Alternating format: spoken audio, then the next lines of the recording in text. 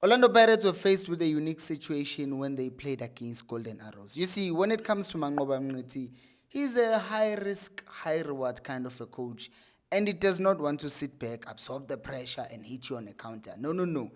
Instead, he just wants to go after you. It doesn't matter what team he's coaching.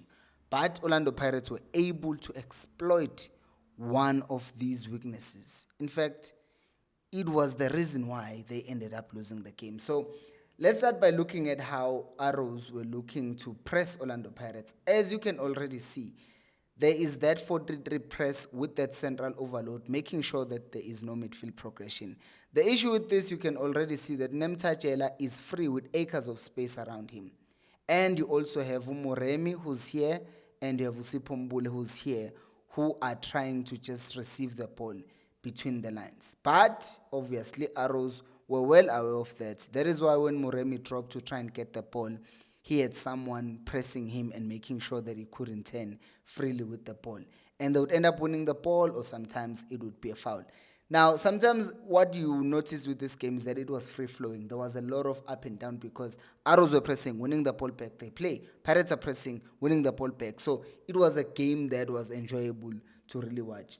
Which brings us to the secondary thing now, is that also on the left-hand side with Ulebitso, he was not allowed to try and be on the ball and be comfortable, but they will press him immediately. And this is what Arrows did. This is the high-risk, high-reward thing I'm talking about. You see that Arrows are defending, and now they are transitioning into attack. Their keeper, Ungobo, gets the ball.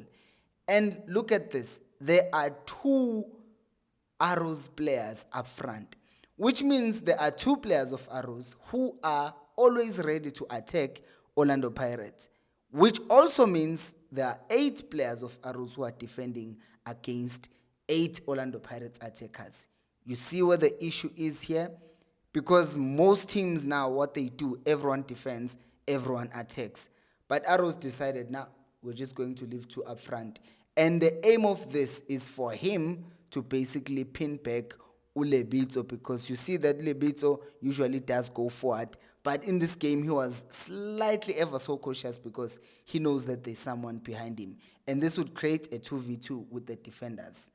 And you will see now that one of the issues that this created for Pirates is that since Lebitso was kind of pinned back, when Apolis got the ball, he did not have an option to get the ball and then play it to the wide side where Libitso usually overlaps against other teams. But in this case, he's pinned back and he's sitting here because this guy is ready to attack that space. So in a way, this kind of system was working for Arrows. If you're enjoying the video, please do make sure to subscribe to the channel. Now, let's continue and look at what this then meant for Pirate. They would try and play the ball and Arrows were blocking the central space. But we revisit the same issue that we talked about earlier on. This meant Unduli, if not Unduli, Nemtajela would be free in that space to receive the ball. And you start seeing this in moments like this, where Unduli arrives outside the box and is ready to unleash a shot. Once again, if you check how many Arrows players are there, there is 1, 2, 3, 4, 5, 6, 7, 8. And then the 2 other players are back there 2v2 with the strikers. Problems. Which is why now Nduli gets the ball and he's here and he's about to take a shot. And it doesn't happen once because it happens again. He gets the ball outside the box. He's about to shoot. No one is tracking him. And this is demonstrated perfectly in the goal. Apolis is up there and Unduli receives the ball free because there are those 2 guys who are behind him who are not involved when Pirates are taking Arrows, but they are rather waiting for a transition for Arrows. Now, what ends up happening now is that Pirates have numbers. So, someone has to mark Umbule, but at the same time, someone has to mark Undaba down there. So, the midfielder has to decide, who do I go to? And as it decides to go to Umbule, Umbule plays the ball wide. As the ball is played wide, he follows Undaba. Now, this is where Mremi comes in, because he sees that, okay, there's now space behind. I can drop and go to the space. The same way that he did against when they were playing, I forgot the team they were playing, where they scored 2 goals. Mremi drops back, and then now he's in that space. And with him being in that space, that means someone is going to follow him and be aggressive. But look at the movement of Orlando Pirates players. You have Umbule dropping, getting someone with him, which means there is now space to play with behind the defense. Ndaba has stretched the right back, so that means there's space for Moremi.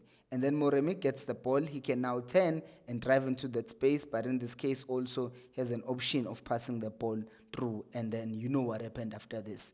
Pirates end up scoring a goal. So 1-0 to Pirates.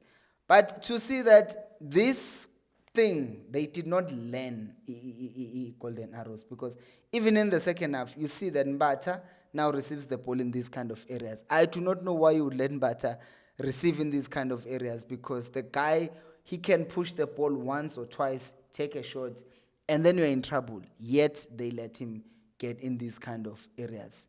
If you're enjoying the video, please do make sure to subscribe, share it with your friends as well.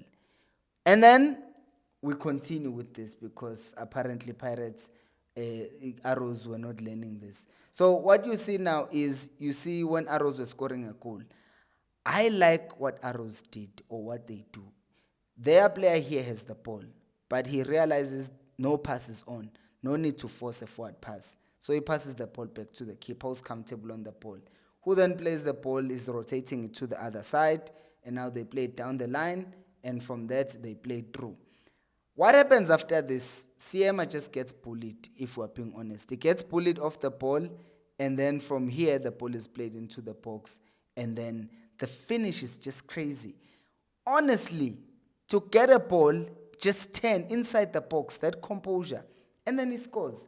But what I loved about this goal is the fact that the ball starts from the back, they send it right back to the keeper, and then they play to the other side, which is just good to see that it's a team that is seen as small, but they can still make attacks that, are deadly and build up from the back. But then Pirates comes back. They're still exploiting the same situation. If you look at this movement right here at this moment, who do you see? You see Mbata again. He's free. He's not marked, because the other two guys are told not to track back. How many people are here? 1, 2, 3, 4, 5, 6, 7, 8. They are defending. The rest, the other two, are told to stay up front. But he realizes late that Mbata is about to receive the ball freely, as he had been the entire game, since he came on. Now Mbata is going to receive the ball, and Utito, again, movement. He's moving towards the box. On the right, Lebito is pulling his player to the side, which again, just like it did for Mremi, creates a space for Mbata to drive the ball into, and then as he drives the ball into that, what follows is just quality. Tito plays the ball, and then Umbutuma times it perfectly. He scores a goal. For the last goal, this is a combination of individual brilliance and Pirates' system. They go direct if they have to. China goes long, and then Umbutuma goes and wins the ball. He heads it over for Urele, who then sees the run that is making, and he plays it into the perfect area. And then Umbutuma, the finish here, brings the ball down. He slips, and then he ends up finishing. Just brilliant. Just brilliant. How did you see this game? Do let me know down in the comment section below. Thank you so much for watching. Watch other videos on this channel, like how Chiefs play the game against Orbit. I'll link it right here, and you can check how Pirates played against Sundowns right here. And subscribe. Bye-bye for more videos.